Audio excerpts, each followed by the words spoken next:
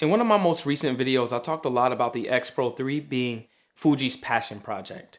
And long story short, that camera is designed to force you to slow down. And that's where the Voigtlander Nokton 35mm 1.2 for Fuji X mount comes into the picture. It's a completely manual lens that completes the design and functionality of the X-Pro3. It's solid and made straight out of glass and metal. And it's a somewhat matte black barrel with red and white markings for the aperture, distance, and focus scales. But my favorite thing about the design is a 35mm that's etched on the side of the barrel. It's something about seeing that focal length that just inspires me to go out and shoot, but this lens is a real joy to use from a tactility perspective. The aperture ring clicks confidently from one end to the other, and the focus ring rotates incredibly smoothly. Both aesthetically and physically, this lens complements the X-Pro3 in every single way. And not only that, but it just really feels like it was made specifically for the X-Pro3. Now that doesn't mean that you can't mount this lens on the X-T5 or 4 or any other previous XT series or even the XH1 and 2 and 2S. It just means that it looks a lot better on the X-Pro3 body, at least in my opinion. And it just, like I said, has that cohesive feeling to it whenever you're out and shooting with this combo. But beyond the aesthetics and physical nature of the lens, one thing that I really can attest to for the Nokton is the fact that it is a beautiful image producing beast. And what I mean by that is I have two lenses in this lens. And the first is gonna be that character lens whenever I'm shooting wide open at f1.2. There's gonna be chromatic aberrations, glare, and sort of like a little bit of creamy ghostiness that's associated if you don't nail focus, 110%. But if you stop down to f4, f5.6, f8, then you're gonna have a reasonably sharp photo that some would argue is clinically sharp. And that's why I just really love this lens. I'm pretty much getting two lenses for the price of one, a character lens as well as a clinically sharp lens. But don't take my word for it. Let's just go ahead and jump into some images and y'all tell me what you think in the comments.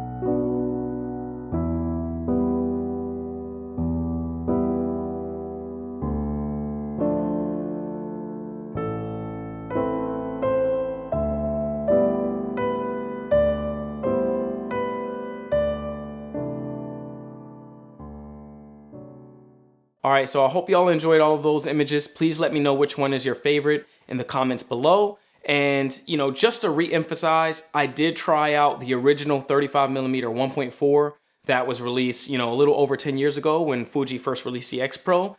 And I do have to admit that was a fantastic lens, and it's probably the greatest lens that Fuji has ever made.